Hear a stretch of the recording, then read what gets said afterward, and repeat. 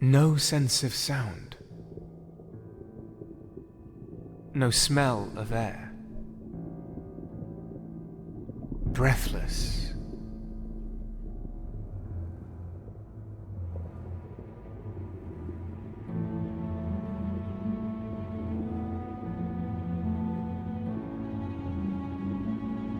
I drifted among faceless shapes, without a clear distinction of form. Blinded until someone or something made me soar.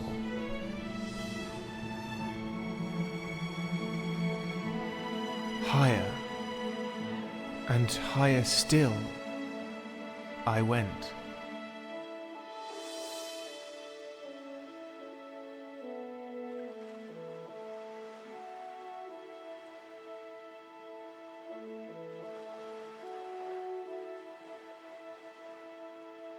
That is all I can remember.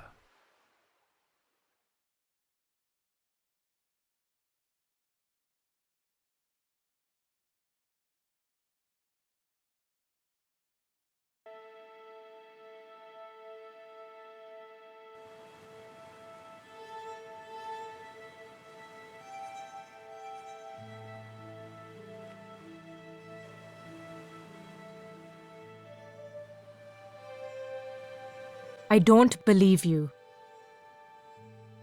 Now sit down.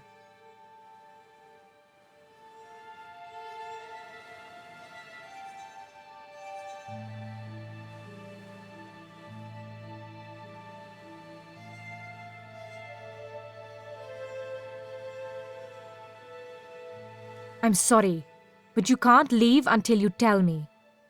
Where are you from? And what is it that you seek in the colonies?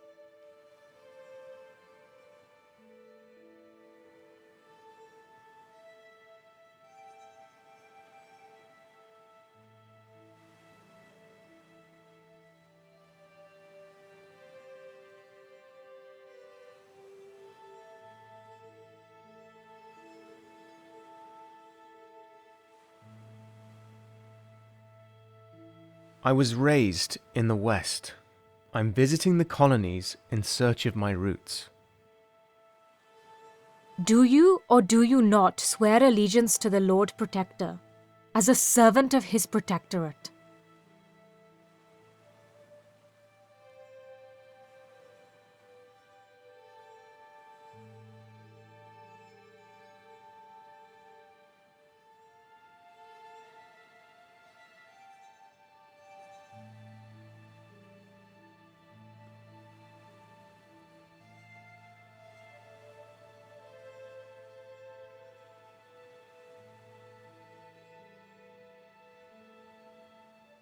Yes, I am a servant of the Protectorate. Aren't you? The Protectorate does not own us. The colonies may be inside her sphere of influence, but its people are not. You, on the other hand, were wearing their uniform.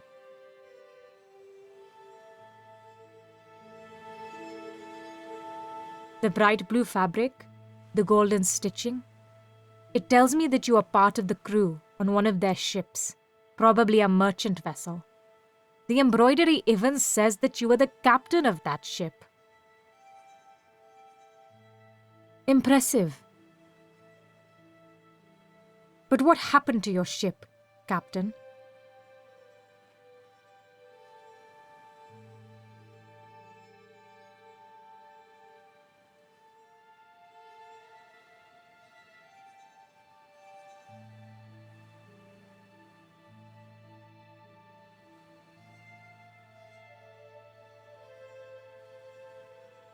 Our conversation ends here.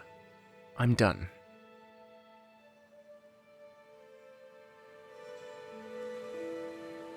Tell me whose journal this is.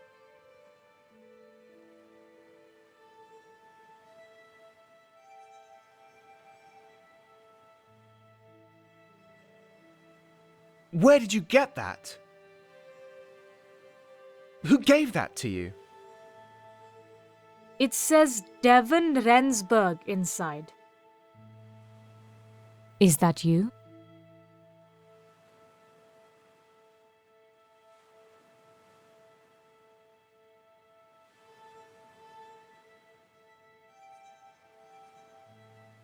All right, I'm Devon Rensburg.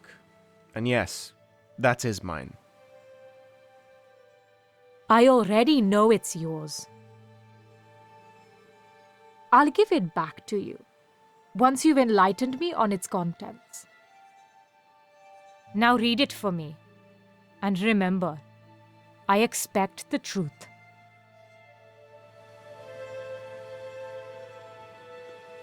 Again, where are you from? And what is it that you seek in the colonies?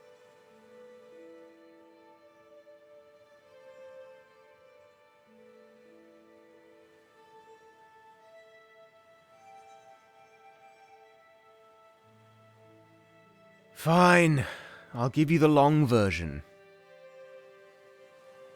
It's not like I have any choice.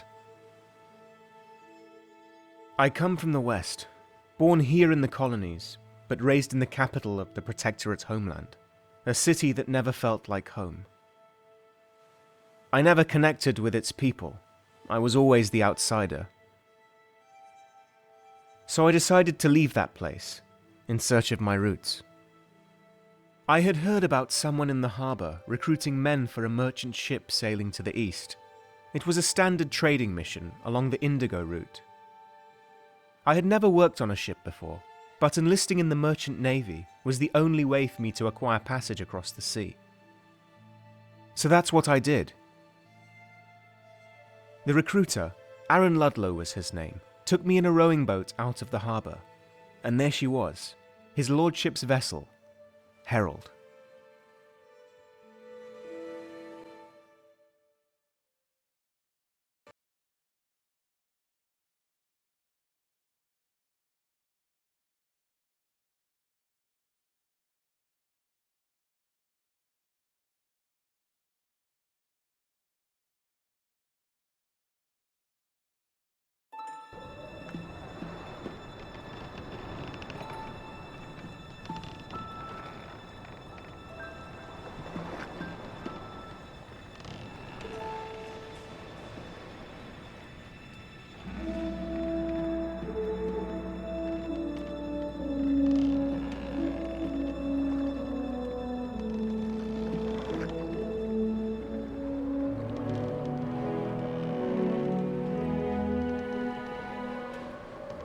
By God, Ludlow, have you read this? No, sir, I haven't. Your people seem to be causing a lot of unrest in the colonies lately. My people, sir? Well, you know. I don't know, sir. The indigo farmers, they claim the trade does not benefit them enough. They accuse the Lord Protector of abuse of power and demand fairer wages. The local regent has yet to respond, but I fear he will cave in to the pressure. Is that why we have the politician on board? Yes. Senator Morton is the regent's brother-in-law, and he's going to help him with the complex politics of this affair. He's also accompanying the regent's daughter safely back to the colonies. Remember to treat both of them with respect. Sir. Is there anything else you brought from shore? Well, apart from the new recruit, a letter, sir, addressed to Senator Morton. Well, what are you waiting for? Give it to me. But, sir, it's not your... My ship, my rules, Ludlow. You know this. Besides, I don't think Mr. Morton has anything to hide from me. He better not.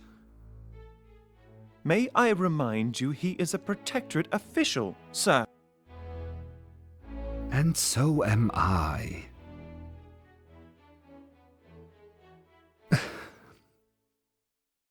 You there. What do you think, boy? Should I open the letter or not?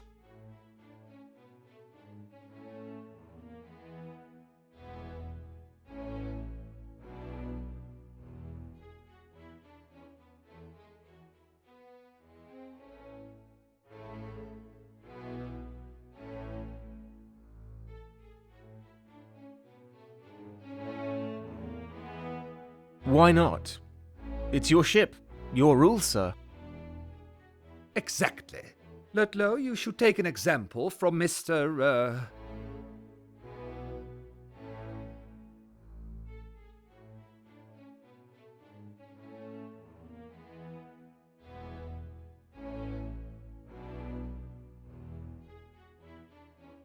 Mr. Rensburg, sir. Devon Rensburg. Delighted to make your acquaintance, Captain. Captain Cornelius Hendricks. Nice to have you aboard the Herald. Rensburg. I assume you understand that there are rules here. Officer Ludlow will give you the lowdown on them during your tour of the ship. Sir, I have other... But first, Ludlow, I'd like you to find Senator Morton and send him here. I need to talk to him about this letter of his. Be quick about it. I'll send Rensburg off to you in a moment. Yes, sir. Be sure to see me on deck, Devon. So then, Rensburg, I take it you must be returning home to your family?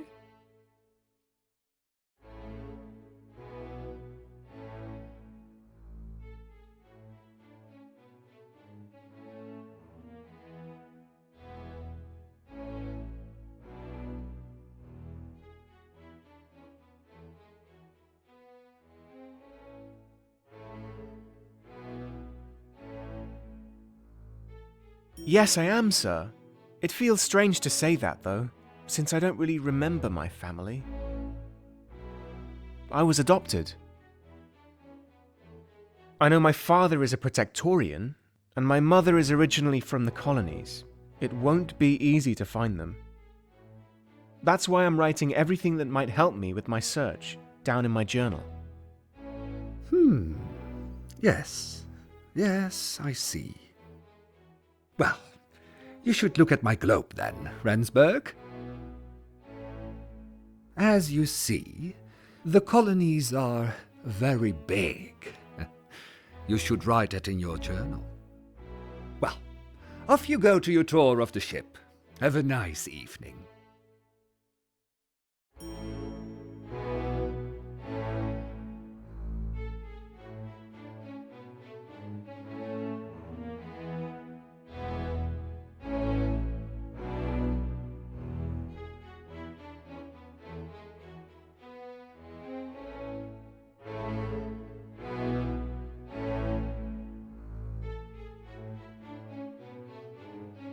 There was a globe in the room. The ornate rooster on top stretched his wings out over the world, as if protecting it.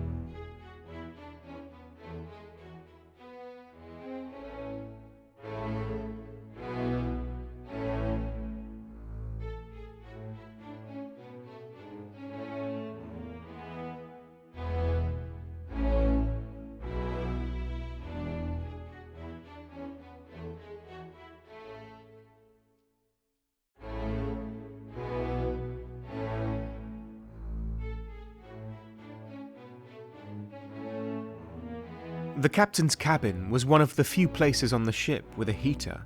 The crew didn't have such luxuries at all.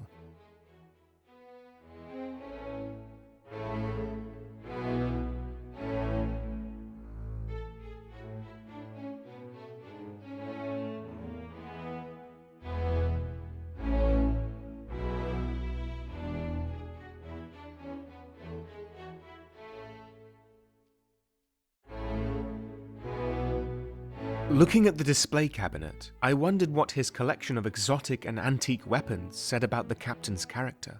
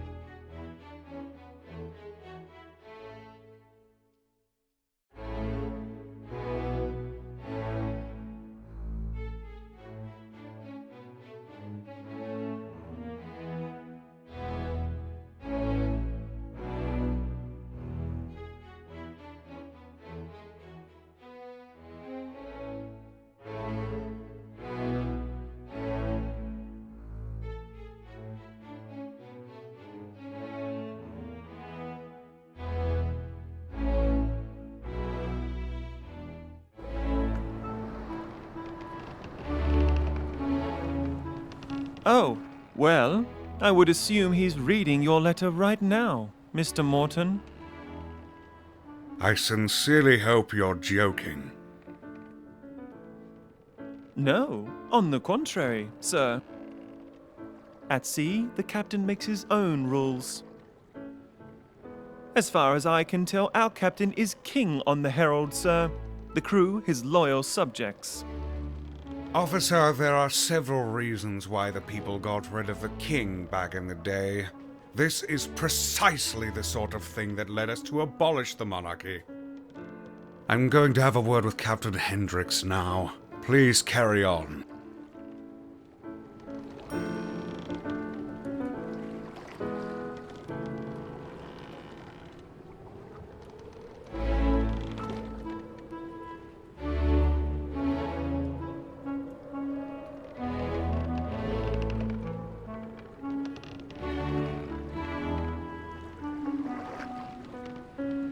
Not one, but two large ornate compasses stood on the poop deck near the ship's wheel. Protectorate design seems to favor perfect symmetry.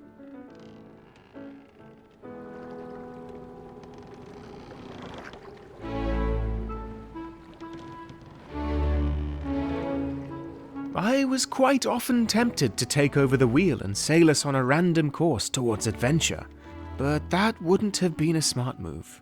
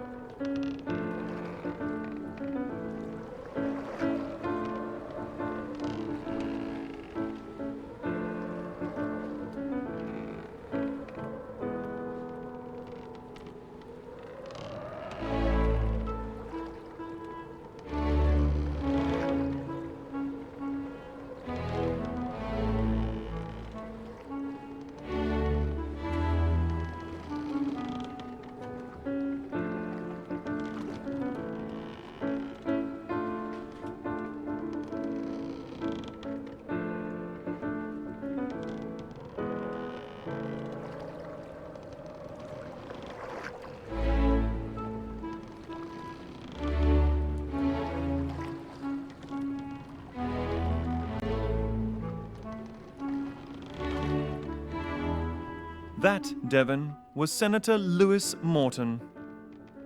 Did you see the look on his face when I told him the captain opened his letter? Pure agony.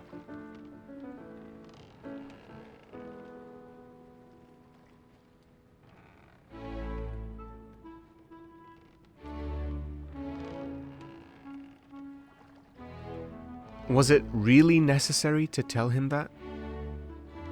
He would have found out sooner or later anyway. People have a hard time adjusting to life outside the capital. On the open sea, the rules tend to change, but customs don't change with them. Mr. Morton is a prime example of that, and you will probably experience the same. The trick, though, is to accept change. It's something that people like Morton will never understand. But you might.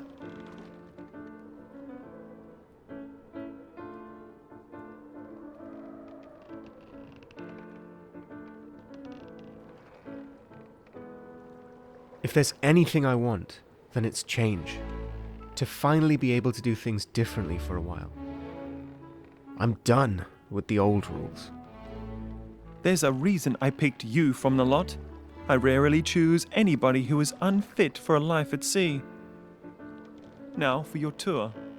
Welcome aboard His Lordship's vessel, Herald.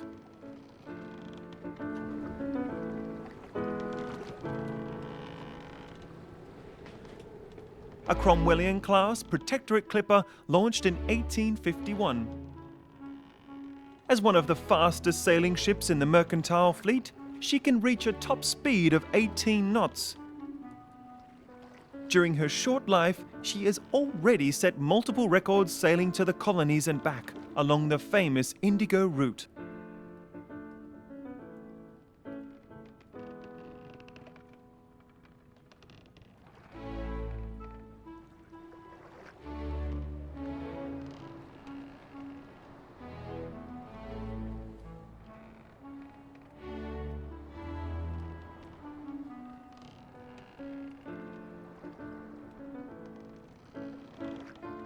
What records did she break? Several speed records, of which the most important one was the race against the DeWitt-class clipper HLV Crowing. The Herald beat her by 3 days on a return voyage from the colonies to the capital. She set a record time of 78 days, 5 hours, and 16 minutes. Now let's move on to the deckhouse.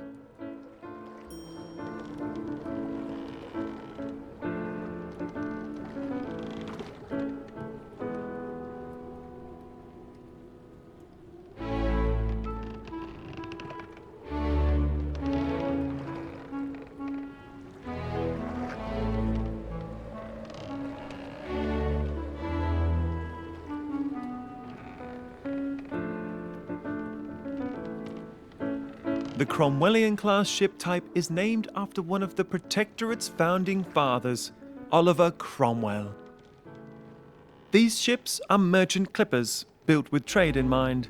Making money is their sole purpose.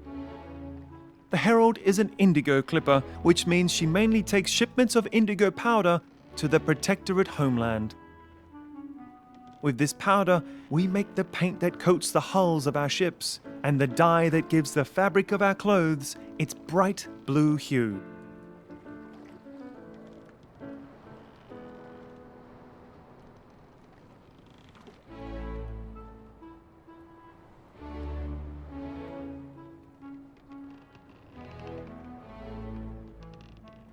I don't really like the colour blue.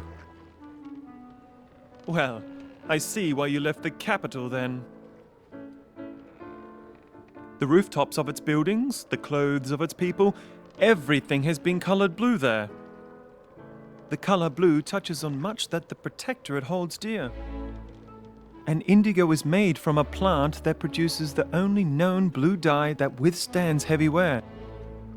Until anybody finds a cheaper substitute, the indigo trade remains an invaluable part of our economy.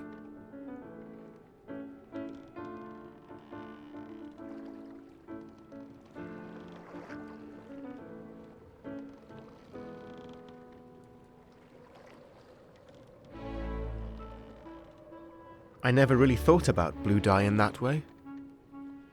Sounds like a huge undertaking. It is, but that's not without reason.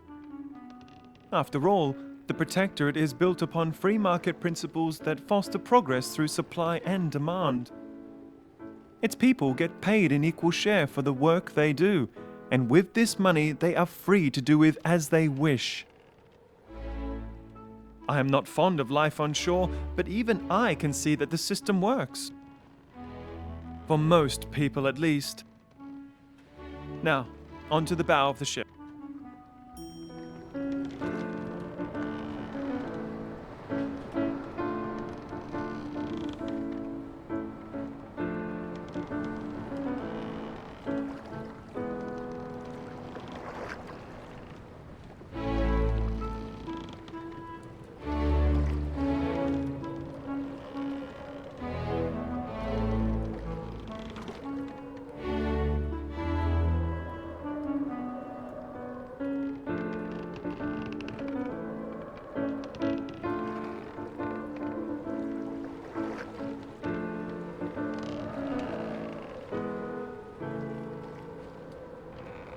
We are standing on the weather deck right now, where you will work every day ensuring the safe passage to the colonies.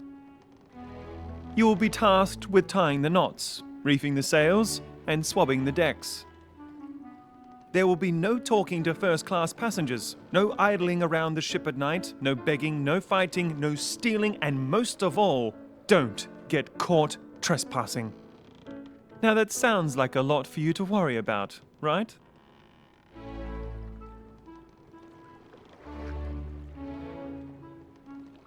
Sounds hard, but I'll do my best. That's what I thought. Don't worry, it'll get tedious soon enough. Keep in mind that the dining saloon in the deckhouse is only for first-class passengers and officers during this trip. This was a special request by Senator Morton, so please steer clear from the saloon if you want to keep out of trouble. Anyone without a blue coat should just use the service stairs through this door here. Now, is there anything in particular you would like to know?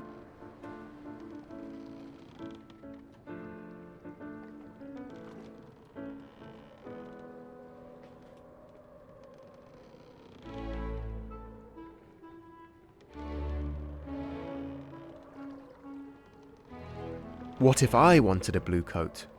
Where do I get one? You'll have to earn one. The captain is an honest man. He'll reward hard work. But don't expect him to promote you anytime soon.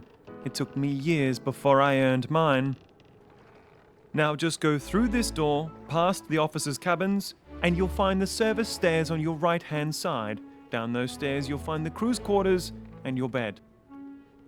That concludes the tour, Devon. I hope you enjoyed it. I will have to stay out here. I'm on watch tonight. The boatswain will wake you up tomorrow morning to prepare you for the day. Good night.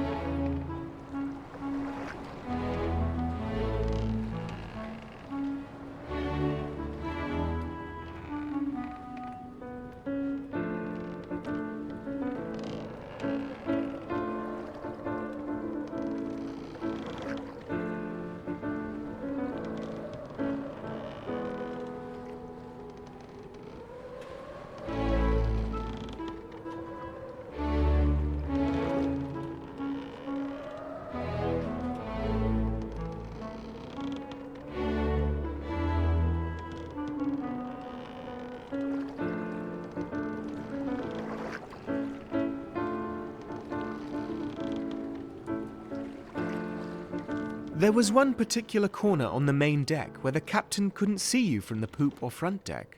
Littered with boxes, barrels and sacks, it provided cover for those in a bit of a lazy mood.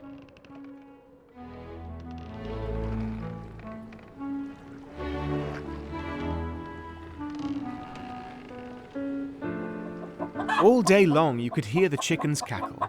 Though the meat was reserved for friends of the captain, their eggs were a special treat for the crew at weekends.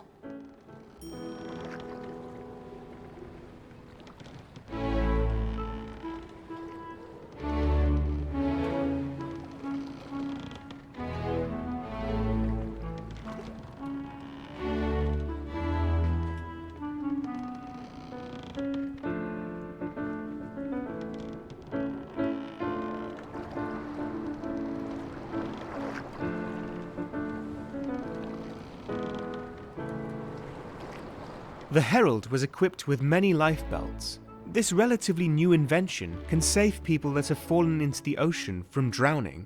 However, if you get swept away by the current, even a lifebelt won't help.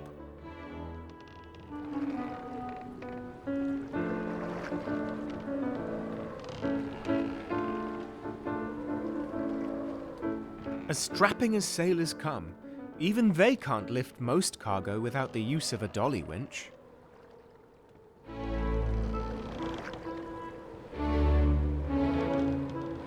Looking through the grate, I could see the gun deck below.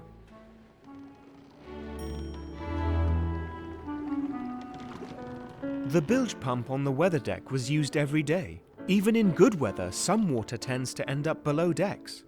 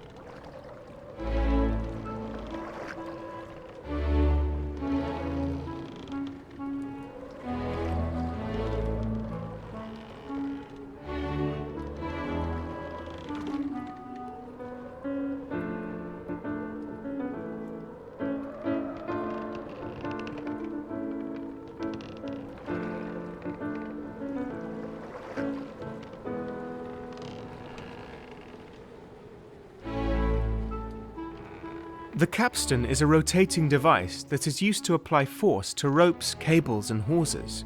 But I've heard that some captains tie disobedient sailors to it, with their arms and legs spread across the levers.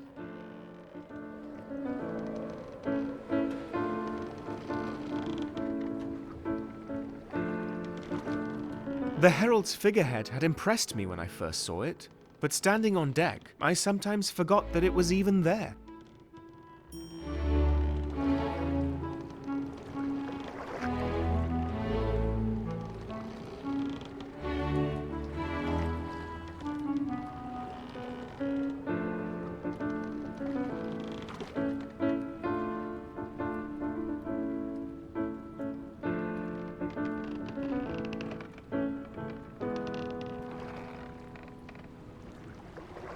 Taking a short break to get water from the scuttlebutt was usually just an excuse to congregate with fellow sailors.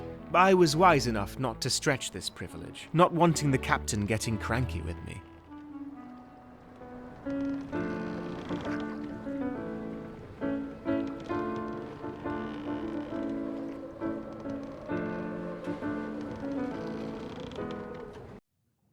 But I don't want to. And take this thing back.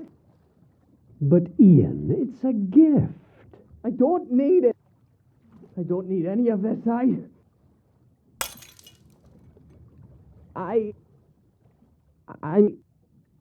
Get out. I didn't mean to. Get out.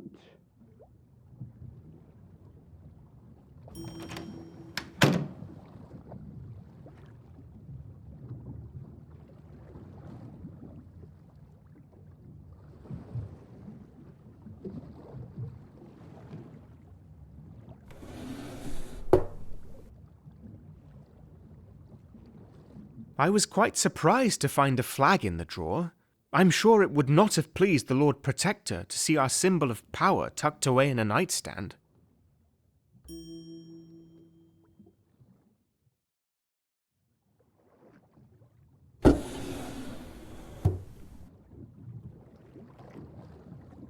The barrels were filled with rum.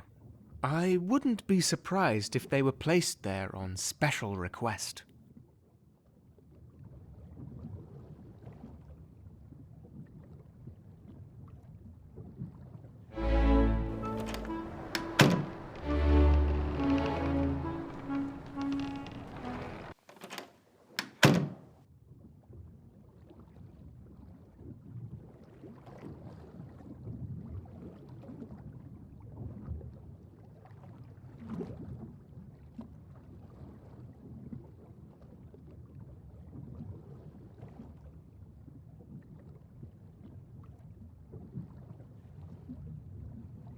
It was a peculiar place for a sink. I suspect it didn't fit in the officers' cabins. God forbid that officers have to use the same one as the rest of us.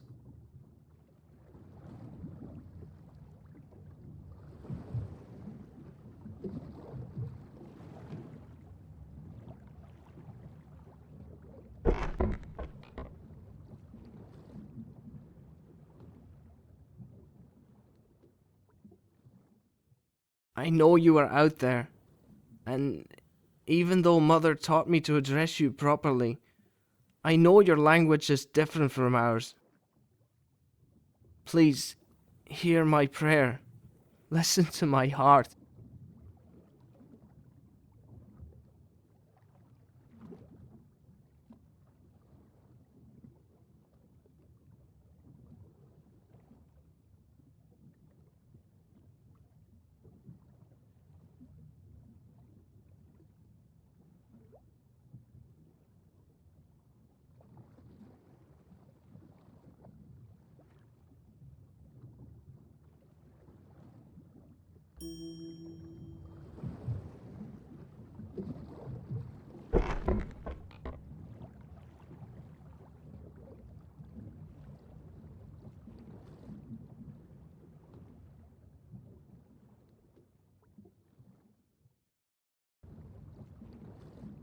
Boxes, big and small, were everywhere on the Herald.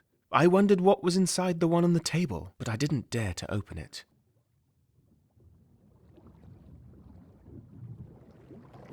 On the table stood an open bottle of wine, and there it remained for the rest of the voyage. Maybe I should have taken it to the galley to be used as vinegar. The apples reminded me of home. Looking out of the window of my small room, I used to dream about this journey while staring at the fruit trees in the garden.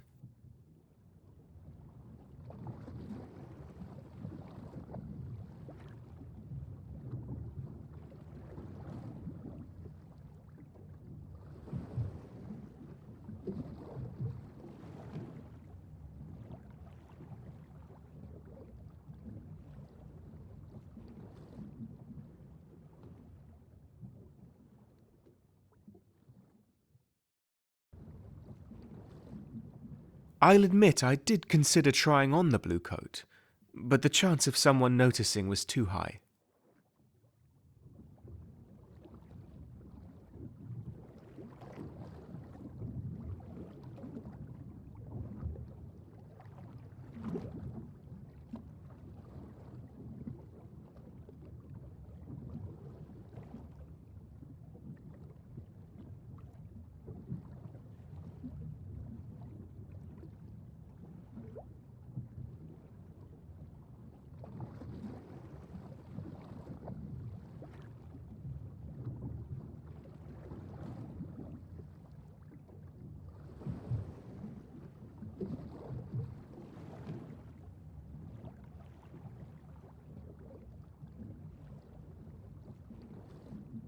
It was getting late.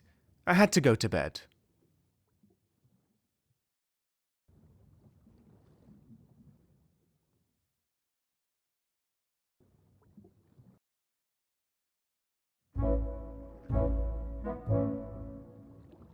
All hands on deck. The sun is out and breakfast is served on the gun deck.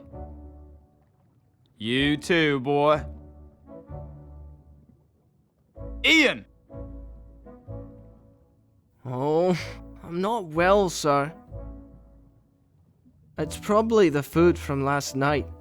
I don't really feel like eating anything right now. Oh, really? Well, I don't trust Andres bangers and mash either, but you won't make me believe that they made you sick. That would be way too convenient for you.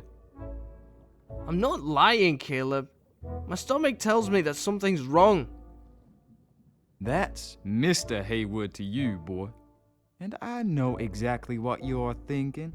You heard that Ludlow was sick this morning, so you're trying to blame it on the food.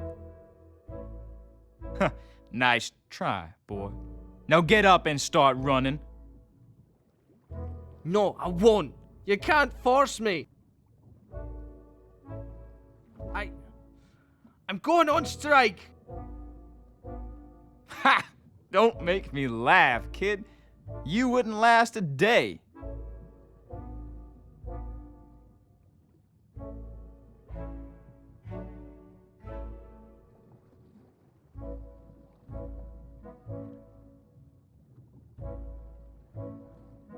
Is Ludlow really sick? What does he have? He looked fine yesterday. He looked kind of pale when he went to bed last night. Probably seasick or something. You the new guy. Rensburg, ain't it? I'm Haywood, boatswain on this here ship. You should report to Officer Brunswick at the helm.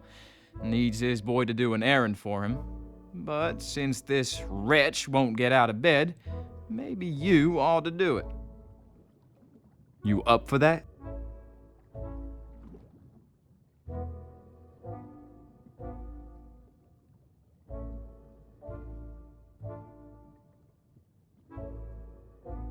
No problem, Haywood. I'll get right to it. Just follow the instructions Officer Brunswick gives you. Now, off to the helm with you.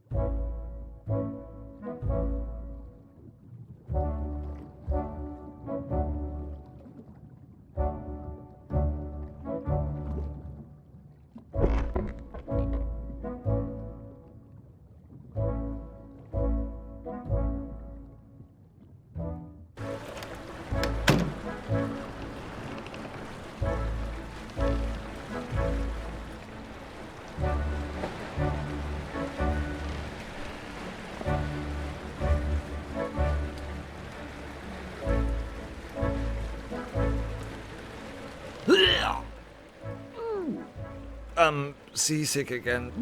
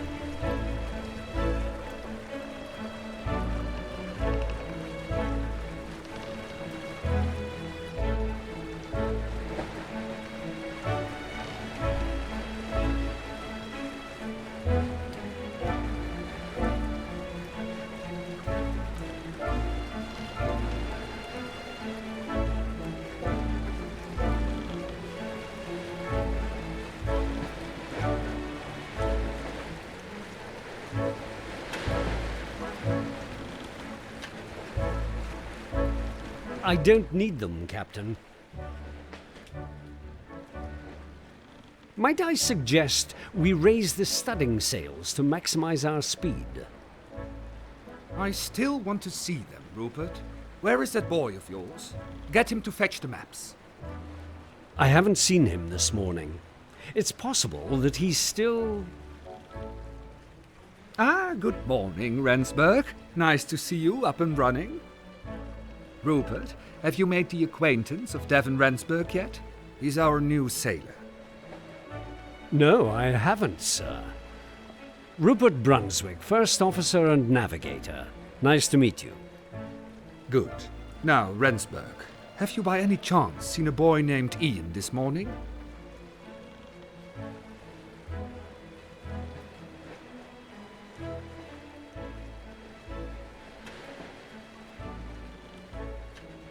He is ill, Captain. Not feeling well at all, he said. So I'm taking his place for today. When is that boy going to step up his game, Rupert? He's your student. Discipline him, or I will.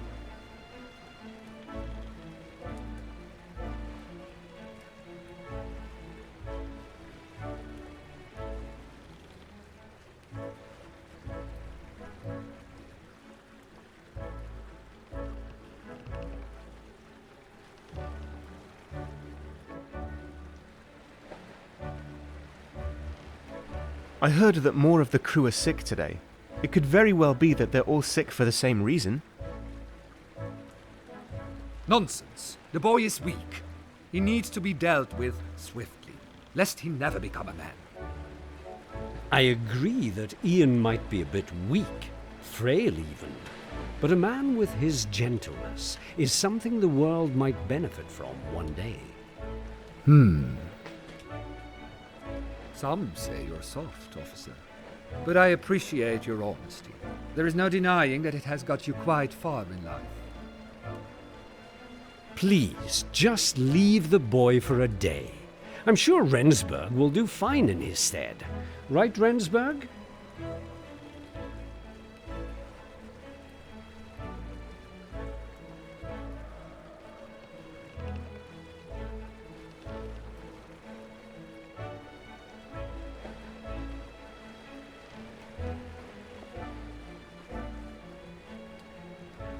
I'll do my best, sir. What should I do first?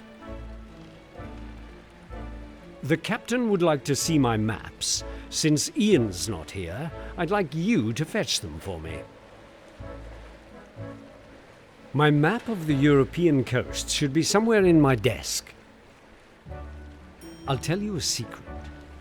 I keep a spare key to my cabin in the picture in the officer's hallway.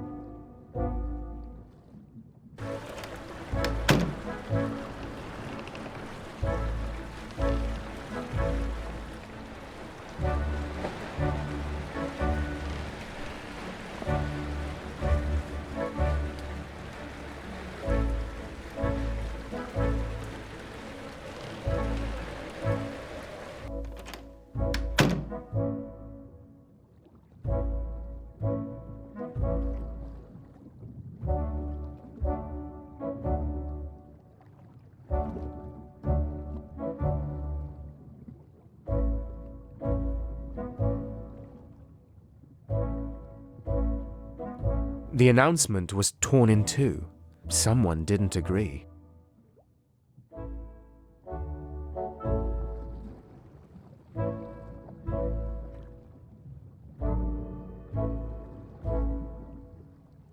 It was a peculiar place for a sink.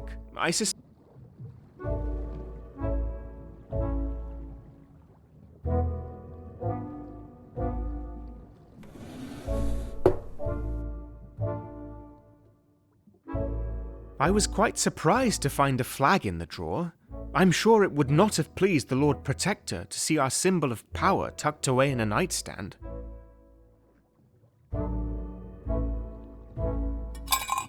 The pitcher contained a spare key to Officer Brunswick's cabin.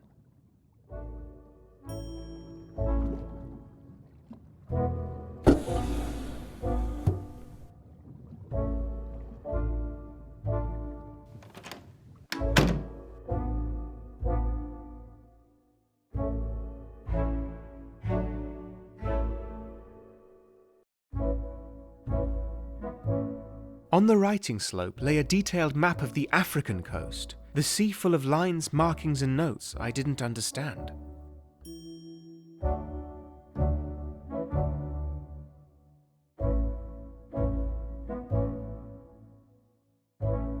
Looking through the Merchant Navy's handbook, I discovered that officers are usually allowed to carry guns, but other members of the crew are not.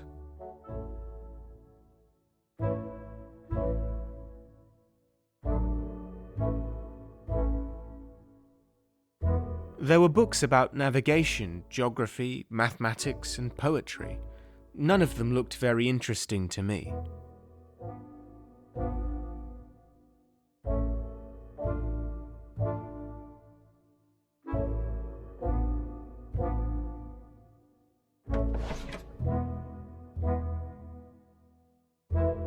I found Brunswick's maps of the European coast inside the drawer of his desk.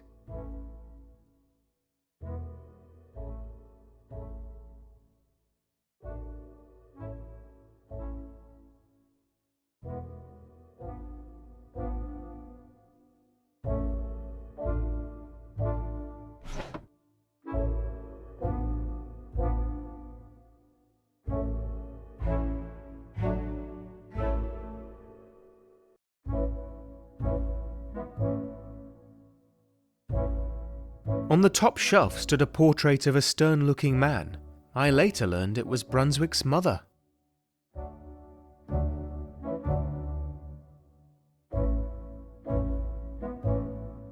I was surprised to find Brunswick's spyglass in here. You'd think a navigator would keep that with him at all times.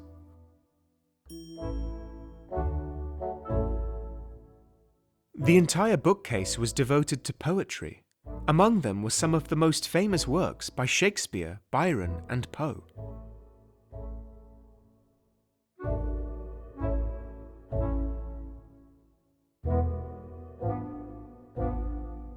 One of the paintings depicted 3 white boys playing with a ball in a sunlit square.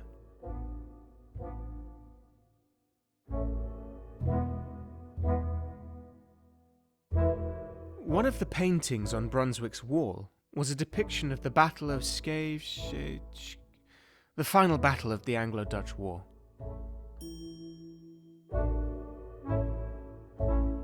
A painting of the night sky was hanging on the wall. The use of colours was striking.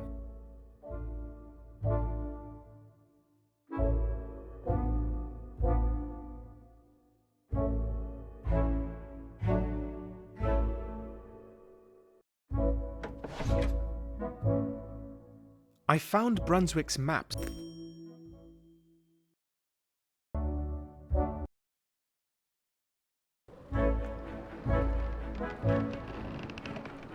What took you so long? Were you lost?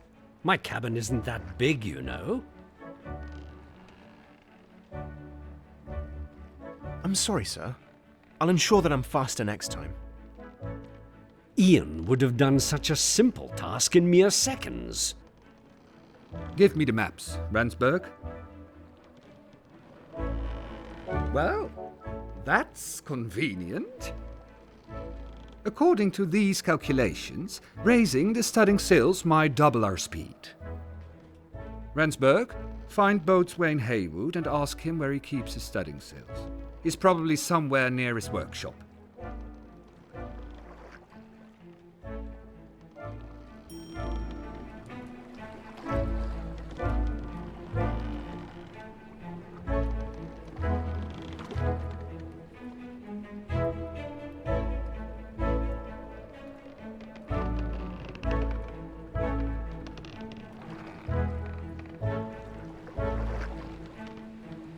Look, Uncle!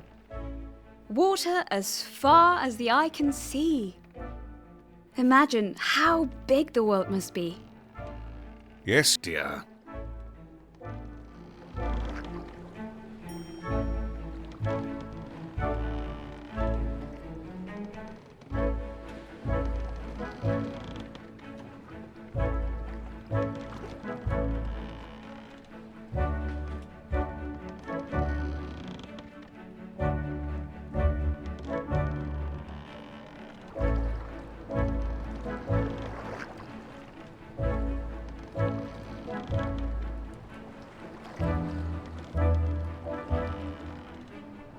The bilge pump on the weather deck was used every day. Even in good weather, some water tends to end up below decks.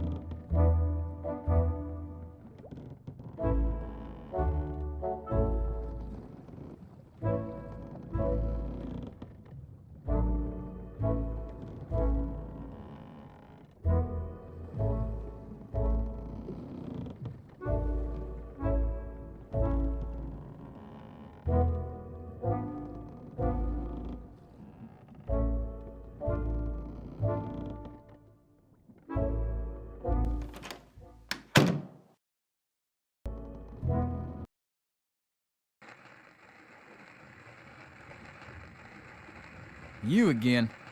So how does your new job suit you, huh?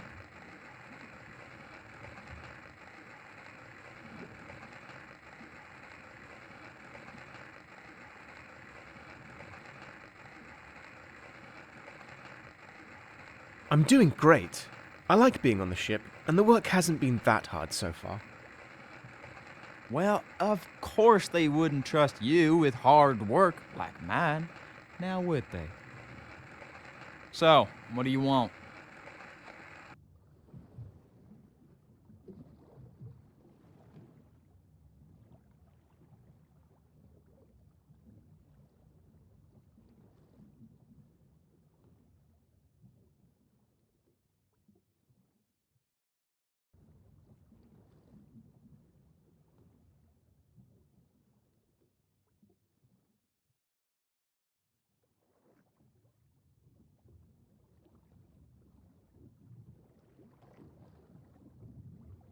I was sent by the captain to get the studding sails.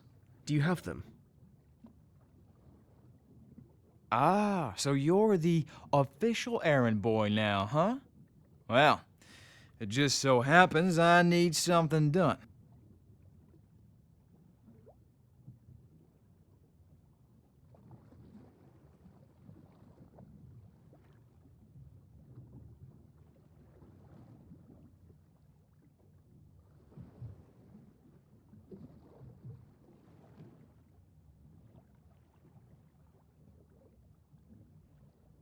What exactly are you talking about?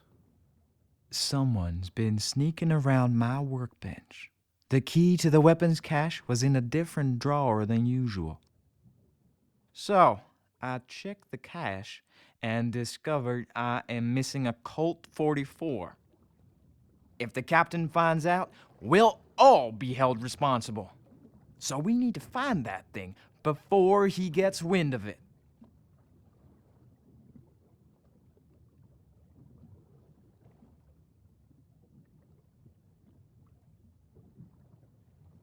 Why do I have to do this?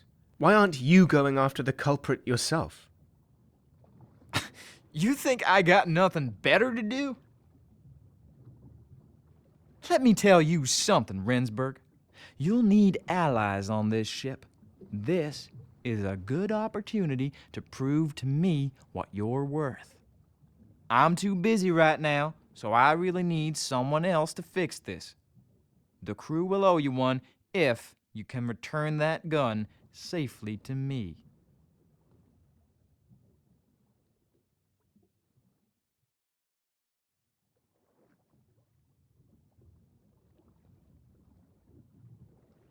Now, go and find out who stole that thing, will you? And be careful what you ask people. We don't want to cause a panic now, do we?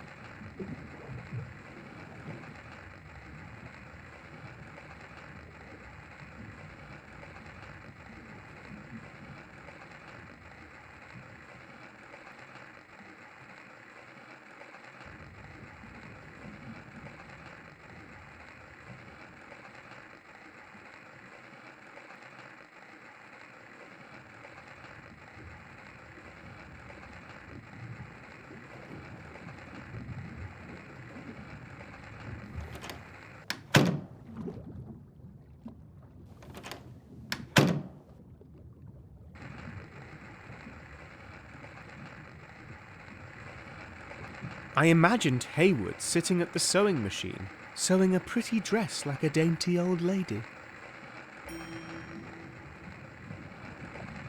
I wondered what him reading an amorous tale of the chaste loves of Peter the Long said about Caleb's love life.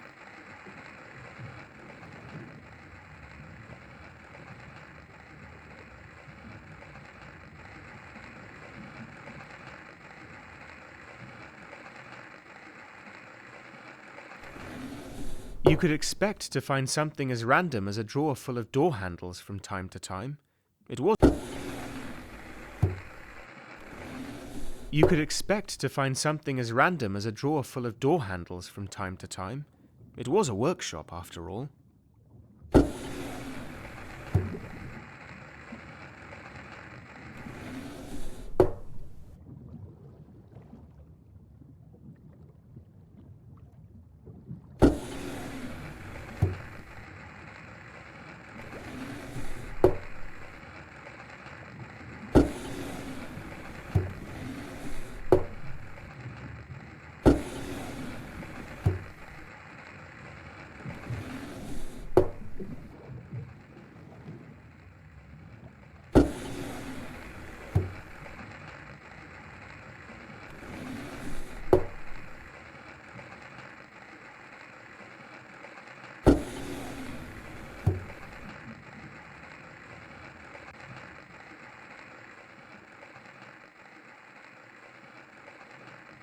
According to Haywood, his saw had once been used by Dr. Gerrig when Sylvain, one of the sailors, got stuck between the gears of the cargo winch.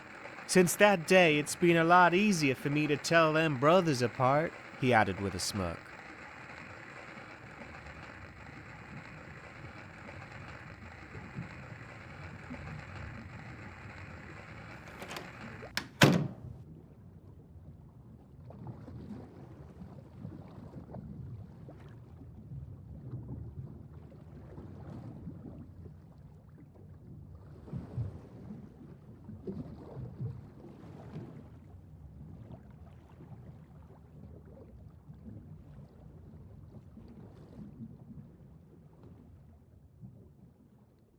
I'll admit I did consider trying on the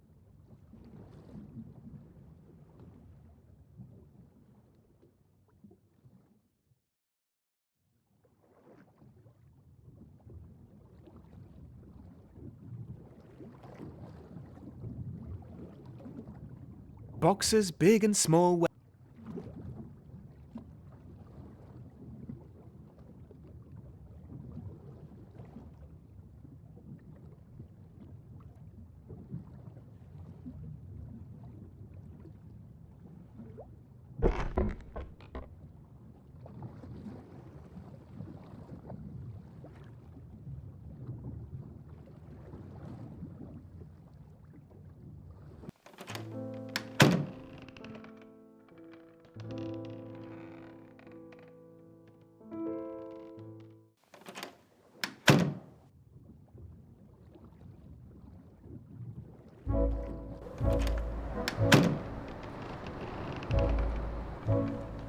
Rensburg, what are you doing up here? Shouldn't you be getting those sills?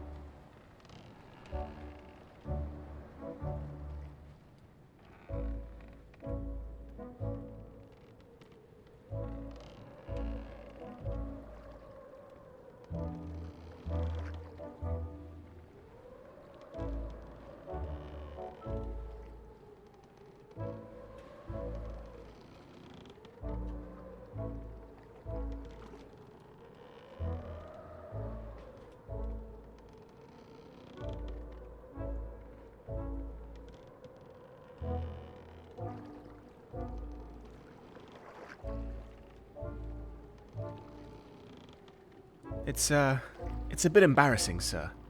But I wanted to tell you that, I'm afraid of pirates. I've read the stories of what they do to sailors like us. How do the crew protect themselves from such scoundrels? You've been scaring yourself with children's literature, Rensburg. Piracy has been dead for years. Though I have to be honest, I met a pirate once. Not very scary, just a foolish robber who thought he could earn easy money by killing people. Such savagery. But you should hurry up now and get those studding sails from the boatswain.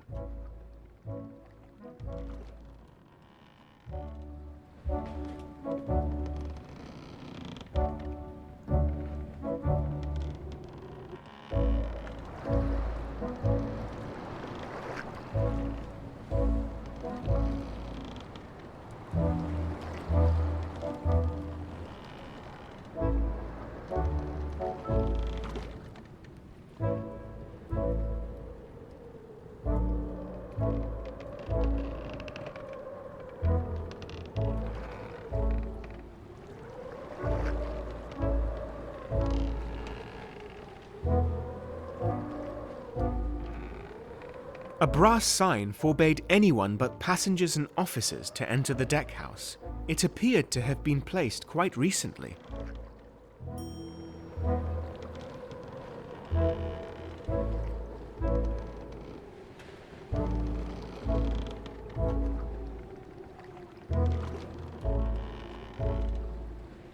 A brass sign forbade anyone but passengers and officers to enter the deckhouse.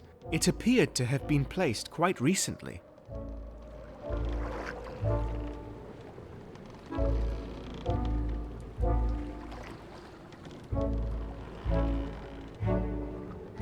Looking through the grate, I could see the gun deck below.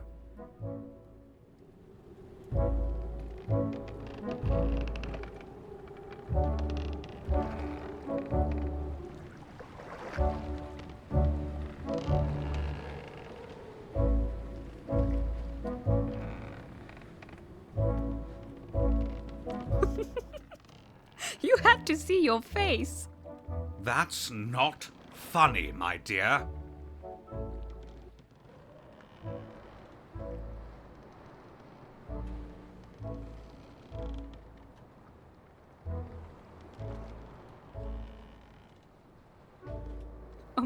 Sorry, Uncle.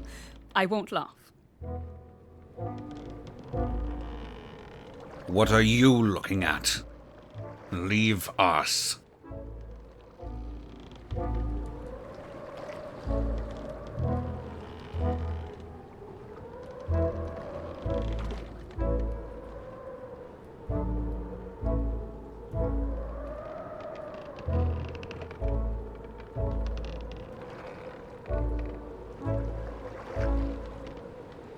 The captain's cabin was strictly off limits without an invitation from the captain himself.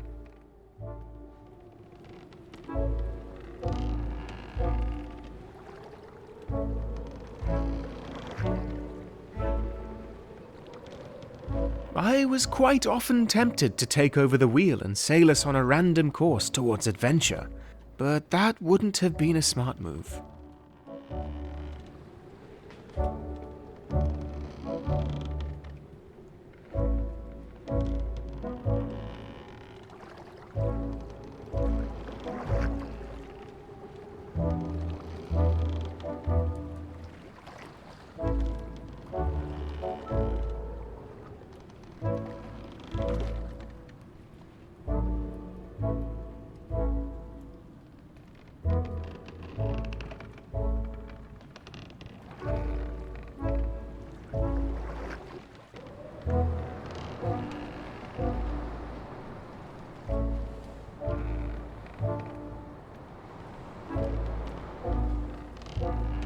I don't see any sails, Rensburg.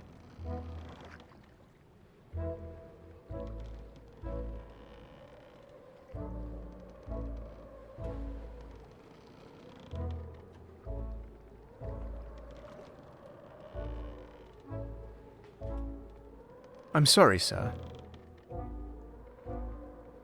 I just wanted to ask you what happened between you and Ian last night. Nothing, Rensburg. He's just being a pubescent boy, like always. Children his age can be very stubborn. He'll grow out of it.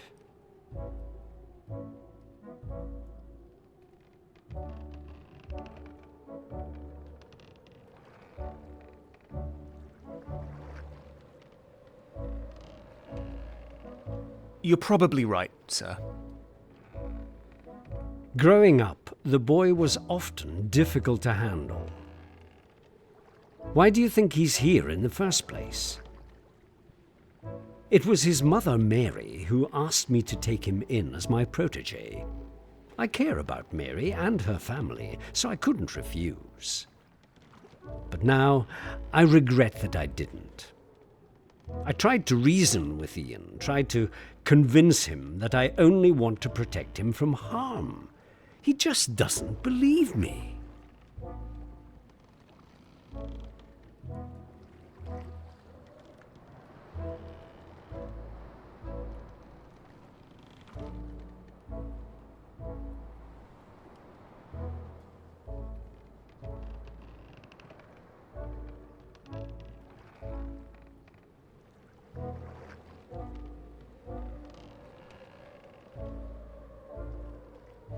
He sounds like a difficult person. Do you think Ian would steal if he got the chance? What? I don't want you to judge him like that. He's a rascal, but not a criminal. Now get back to work. We're still waiting for you to bring up those sails.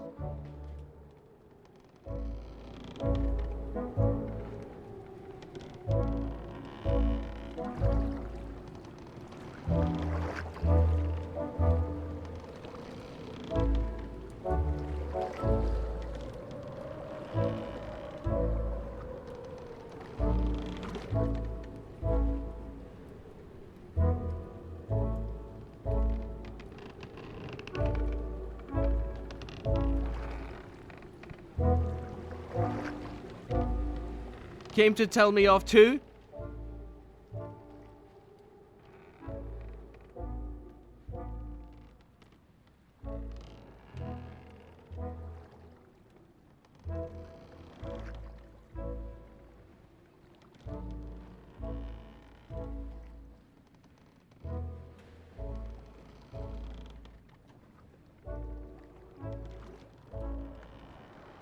How are you feeling now, Ian? Fine. Just let me be, will ya? I just needed some fresh air.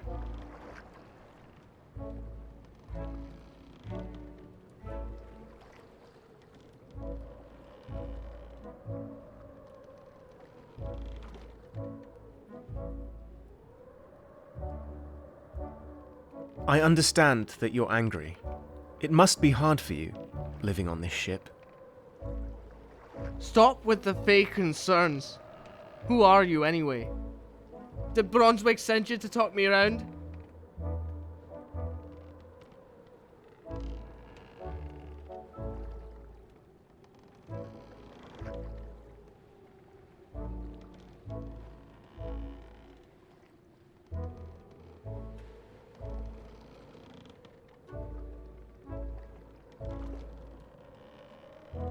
I'm Devon Rensburg. I'm new. Last night, when I entered the forecastle, I heard two people fighting. It was you and Officer Brunswick. What was going on in there, Ian? I told him the truth. That I've had enough of him and his weird requests.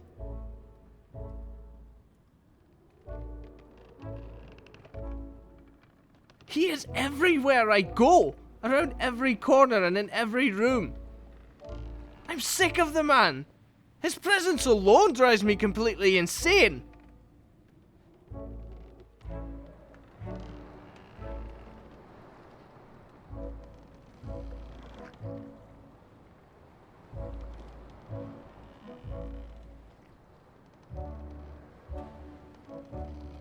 It really can't be that bad, can it? Well, on some nights, he wants me to come to his cabin. And when I do, he'll ask me to sit on the side of his bed. Then, he takes out a notebook, one that he hides for fear of others reading it. And then he forces me to listen to him reciting his corny poetry.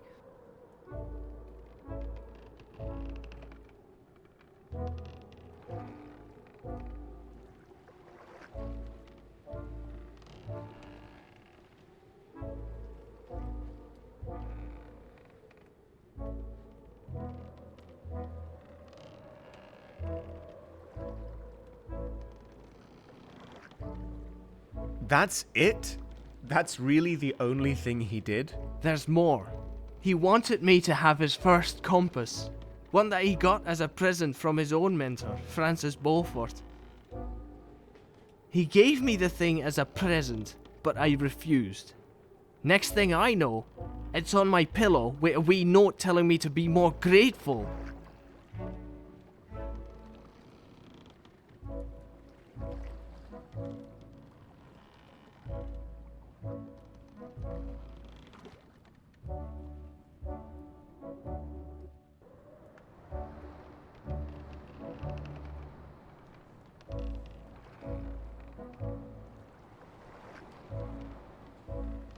Well, Brunswick was right about you.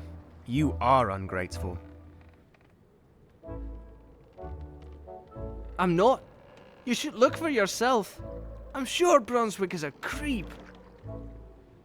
You should go to his cabin and search his bookcase.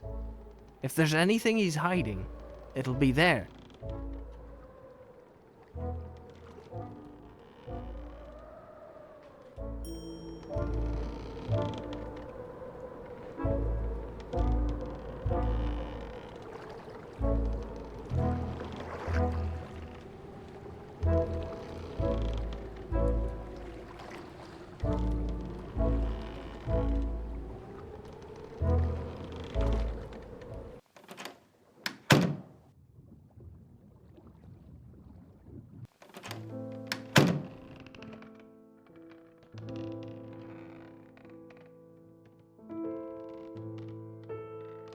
A small collection of astronomy books betrayed Brunswick's fascination with the celestial bodies.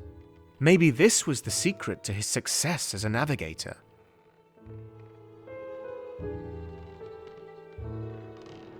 There were books about navigation, geography, mathematics, and poetry. None of them looked very interesting to me.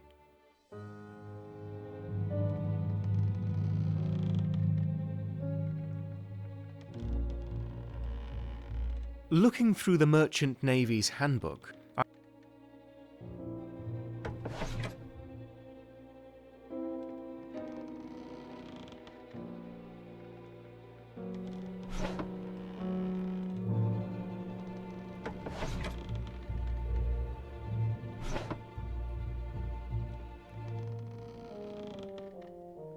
on the writing slope lay a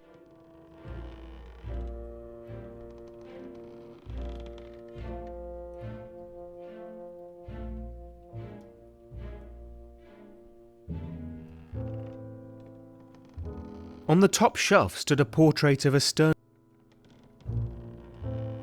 A loose wallboard was cleverly hidden behind a couple of books.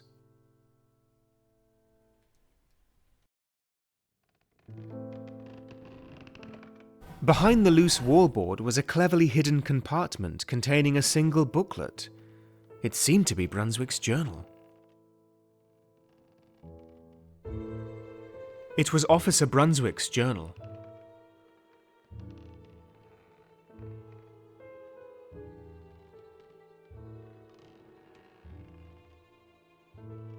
Brunswick wrote about Ian in his journal. He seemed to wonder why Ian was often angry and agitated, and he was also particularly saddened by him breaking his compass. There was a poem and something about calculations on the page. Brunswick's last entry told about a hole in the wall behind one of the paintings. It was Officer Brunswick's journal. Brunswick wrote about Ian in his journal. He seemed to wonder why Ian was often angry and agitated, and there was a poem and something about calculations on the page. Brunswick's last entry told about a hole in the wall behind one of the paintings.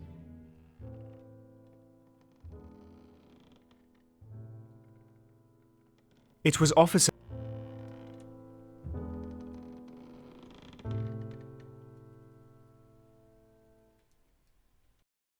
One of the paintings depicted 3 white boys playing with a ball in. The painting seemed to have been moved recently. Behind it was a small gap between the planks.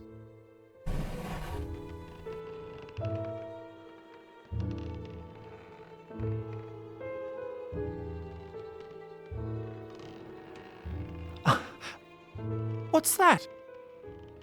Is there someone spying on me?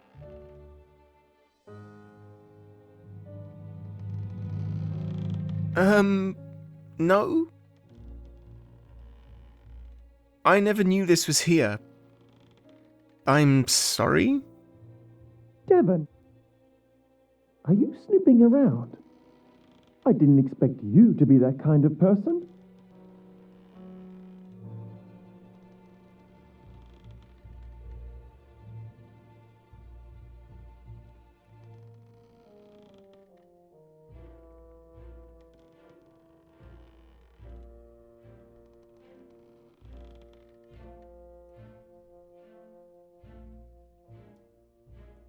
Forget about me. Why did you take a gun from the weapons cache? Ludlow, are you in danger?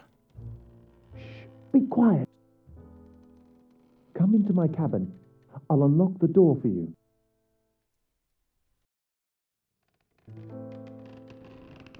Before you start, please listen to me, Devon. I know it's against the captain's rules and all, but some rules are there to be broken.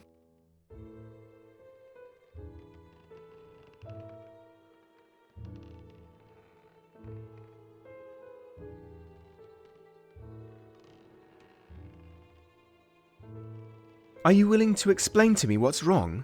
You seem troubled. I'm fine, don't worry. I wasn't secretly plotting to go on a killing spree tonight. But you never know. I might change my mind.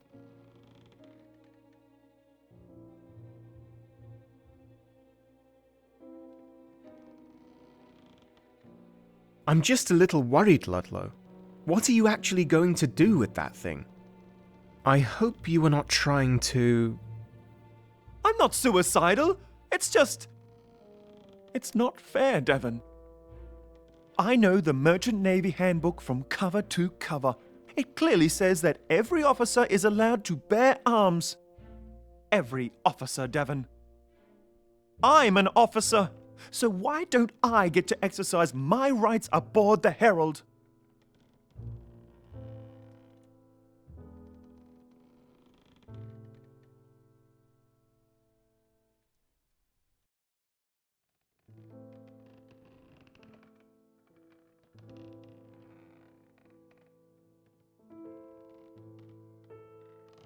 I agree, it's unfair, but what can we do about it? I don't make the rules here, and neither do you. I just want the captain to know that if Brunswick gives up his rights, it doesn't automatically mean that I'll give up mine as well. For some reason, I'm always expected to do as the white man does. I'm never trusted to make my own decisions.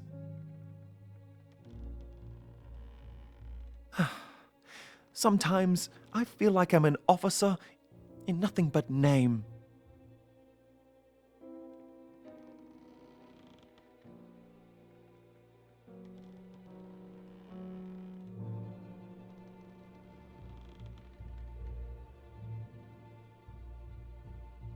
Hide it, and don't tell anybody about what happened.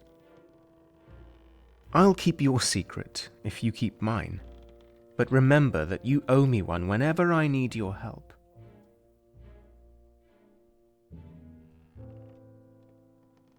That gun might come in handy one day. Ha! Caught you red-handed. Good job, Rensburg. How dare you barge in here? Didn't your mother teach you that stealing is wrong? Stealing? I am exercising my rights as an officer. Now get out of my cabin. You really think that those fancy clothes give you any rights? Now, act like you're supposed to and give that back.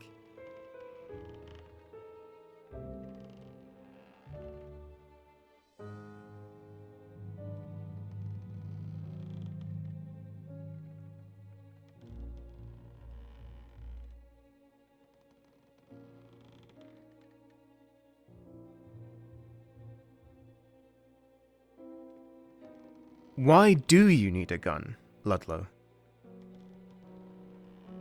Before I became part of this crew, I was always allowed to carry a firearm. I just don't see why I can't have one now. I don't believe you. You're up to something. I just know it. No, I'm not. You have to believe me. I just want to feel safe. Ain't there other ways to protect yourself? A real man can always count on his fists.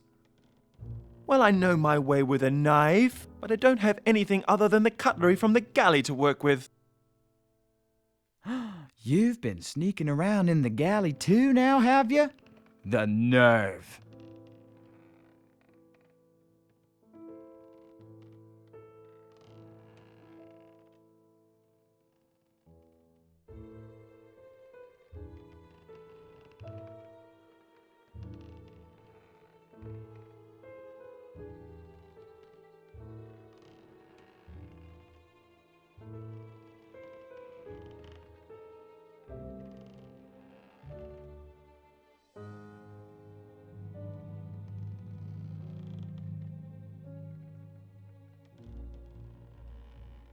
Maybe you could give him a knife, Hayward. It will please the captain if you get the gun back. And as far as I know, he hasn't said anything about knives.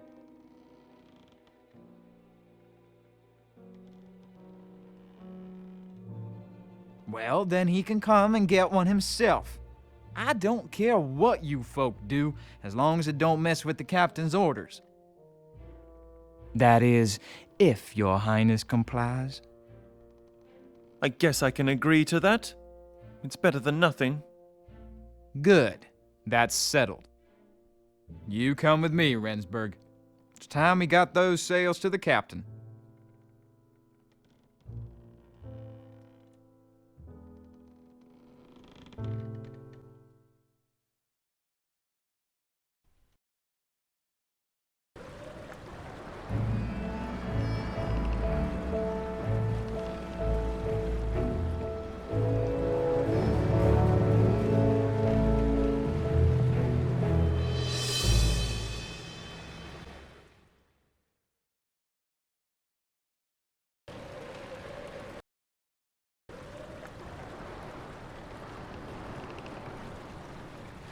Thanks for helping me yesterday.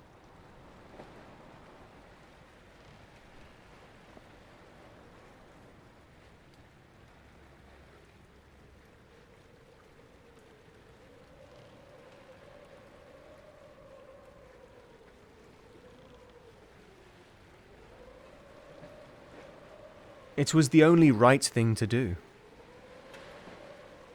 If you say so. I am not someone to hold a grudge. You know, I don't even need to have a weapon with me all the time. Just knowing that I can get it from my cabin whenever I want makes me feel safer. Would you like one of Undra's butterscotch treats? They're the captain's favorite.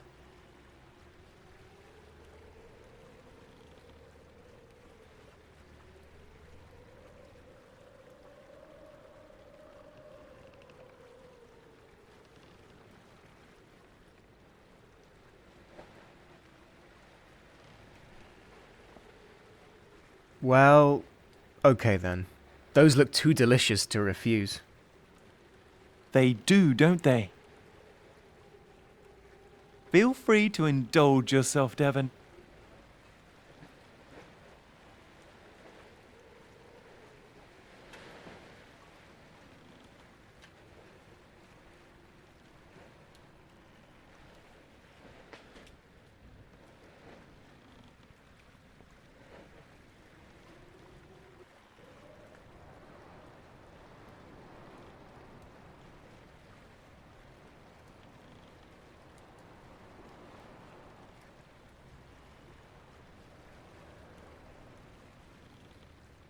I do appreciate your kindness. I need allies, Devon, and friends can provide a kind of protection that a weapon never will. Back in the capital, I picked you, and believe me, that wasn't without reason.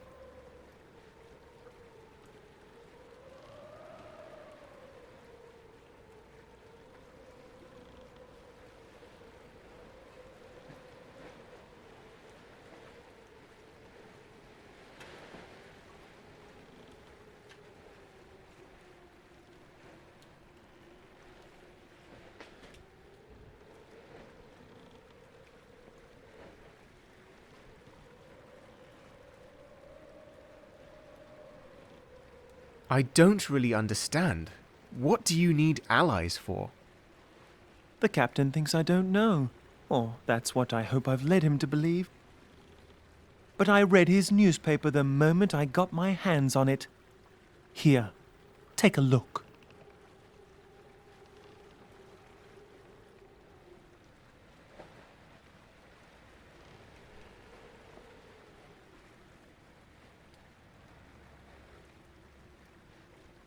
Without indigo to trade, the reason for our voyage has become a mystery to me.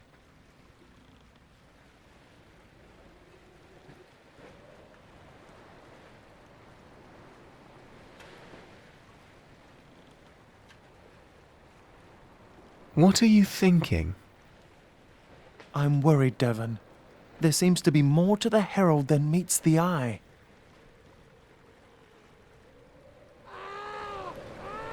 What's going on down there?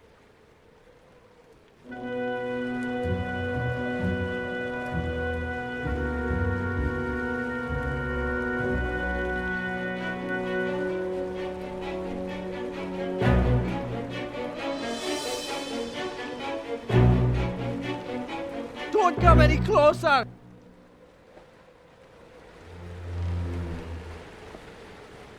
I'll jump! I will! Just get away!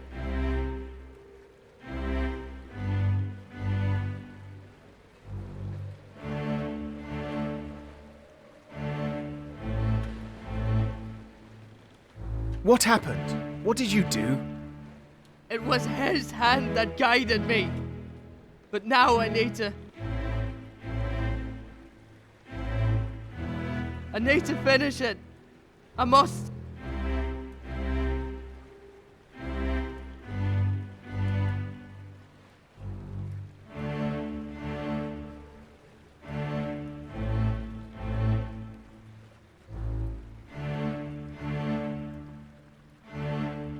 I know life can be hard, Ian, but please don't jump.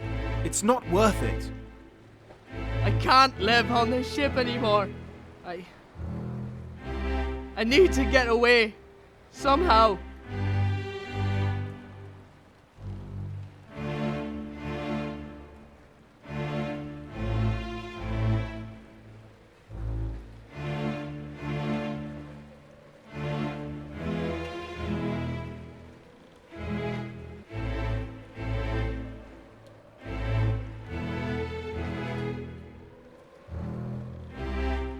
I understand you, Ian. I really do. I've read the poetry, and I see what you are going through now.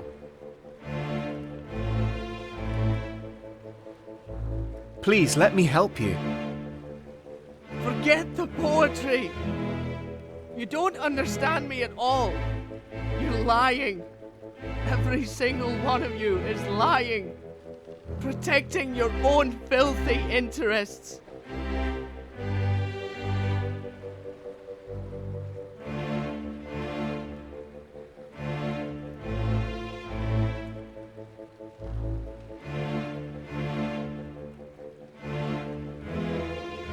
That's not true, Ian. I've only been trying to help you. I don't need anybody's help. I'm free now. I've been shown the way.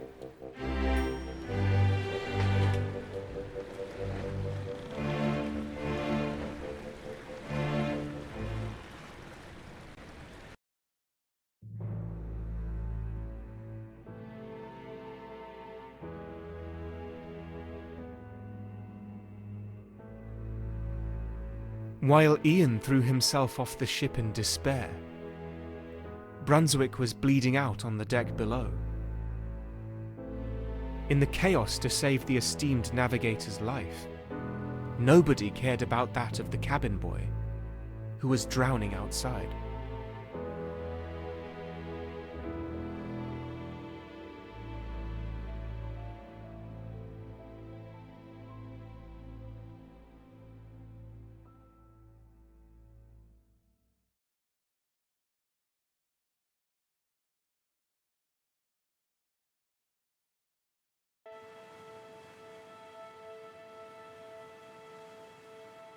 Well, it seems to me he had that coming.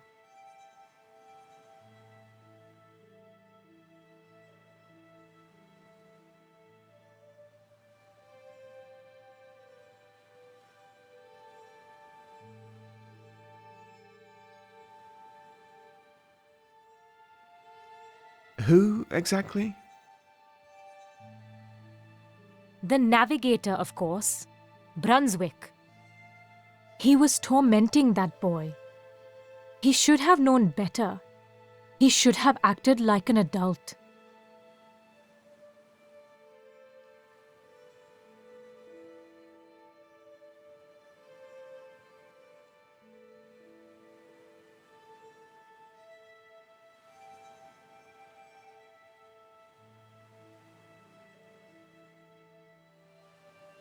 Yes, but a man of such fame is hard-pressed to believe that he's wrong.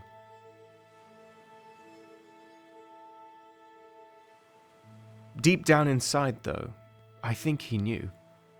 When somebody places his or her trust in your good judgment, you better not abuse that, or it will come back to you, Devon.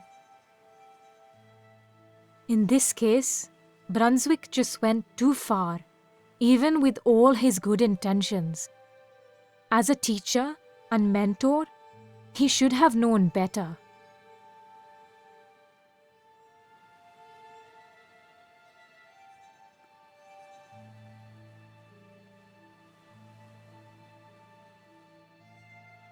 I feel sorry for Ian.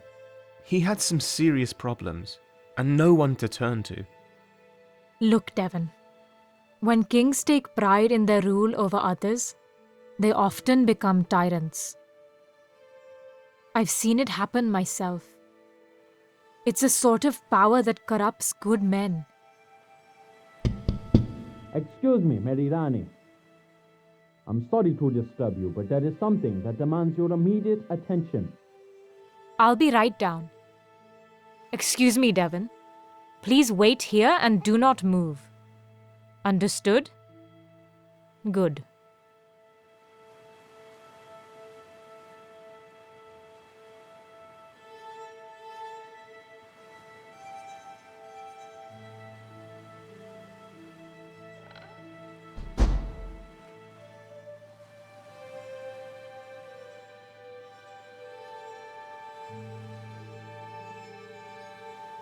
Not the best bed I have ever slept in.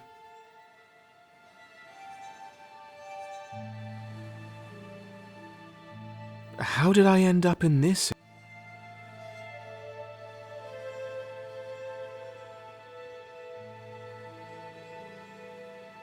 A newspaper clipping about the accidental death of a Raja. Interesting.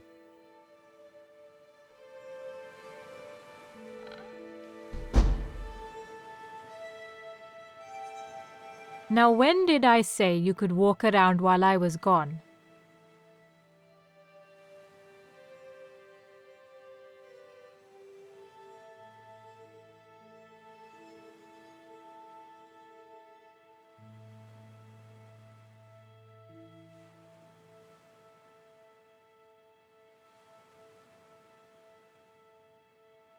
I'm sorry, You don't need to answer that. Now sit down. You are still my prisoner, remember?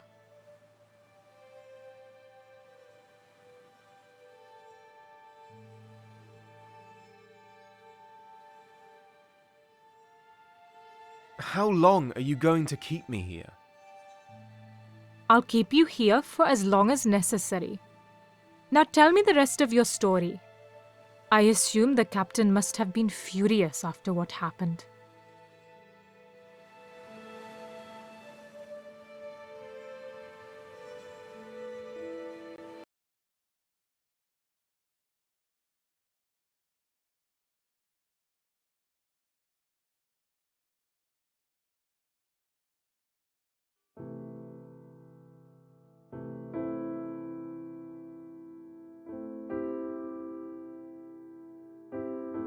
By God, Ludlow, how could you be so stupid? I still don't know, sir. Don't tell me I didn't warn you 1,000,000 times. You are lucky that we are short on people with your skills, or I'd have demoted you there and then. I'm so sorry, sir. There is no way I could describe my regret for what happened that night. Why did you not lock your cabin when you were out? An honest mistake, sir. It won't happen again. It won't indeed, because I'm confiscating that weapon. But I still have my rights as an officer. This is my ship and... No, I'm not telling you again. You know very well what I mean. I know, but it's just... Your self-proclaimed privilege to walk around armed almost got an innocent man killed, Ludlow. A dear friend of mine. Was I wrong to trust you? Was I?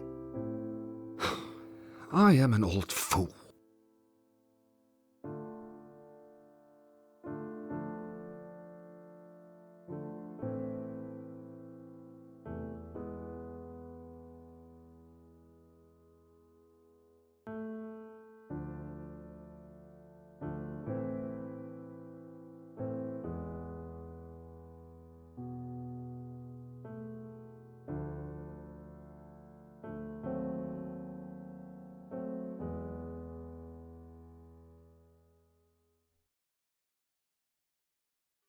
After what happened, the passengers have lost total faith in my authority. To restore that, I have decided to make you steward, Rensburg. I want the both of you to pamper our guests as much as possible.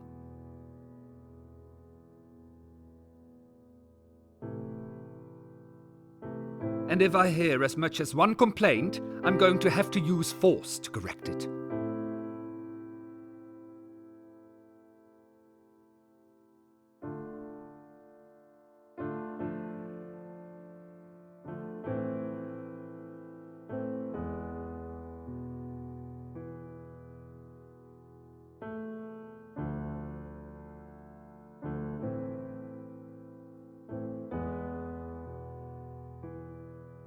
Thank you very much, sir.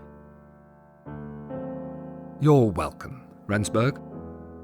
Without Brunswick and Ian, I can't afford to lose any more experienced sailors. You are not an experienced sailor, but you are a charismatic young man. I need a keeper of the peace who warrants a civilized atmosphere for our honored guests. I already informed our chef, Mr. Andra Aubertin, about your promotion. You will find him in the galley, where he will show you what duties a steward of the Herald has.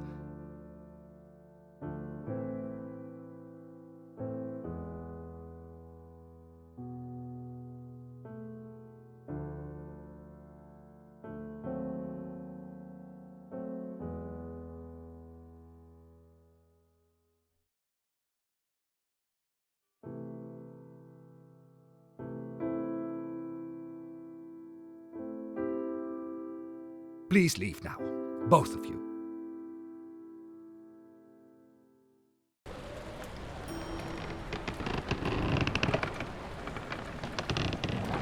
Well, congratulations.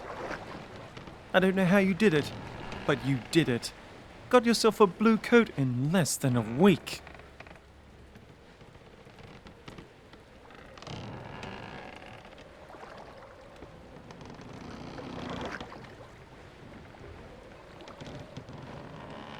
I'm sorry. This must have been hard for you.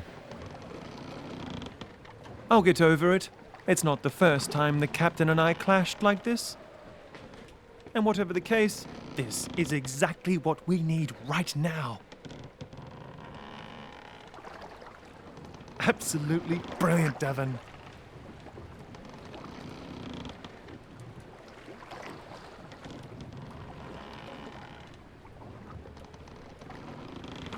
Care to explain how that was supposed to be brilliant? Don't you remember what we talked about earlier? There's something strange going on aboard this ship, and you are going to find out what. Because as a steward, you will be the passenger's lackey, so you get to serve their food, rub their backs, and tuck them in at night.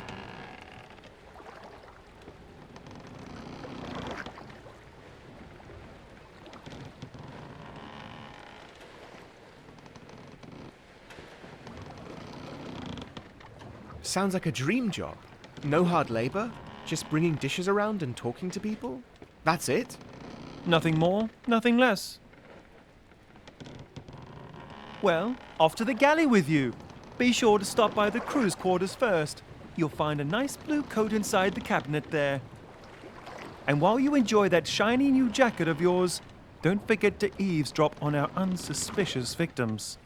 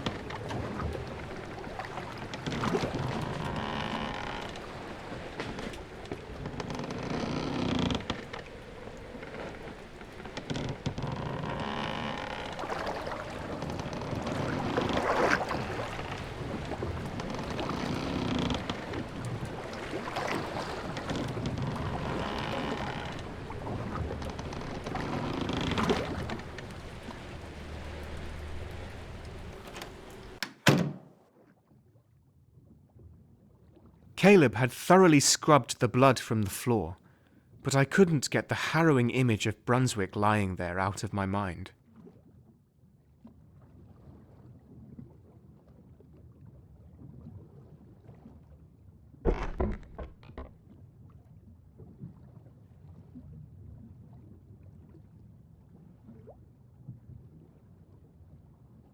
A blue steward's coat lay inside the cabinet, just like Ludlow told me. It felt strange to be its new owner.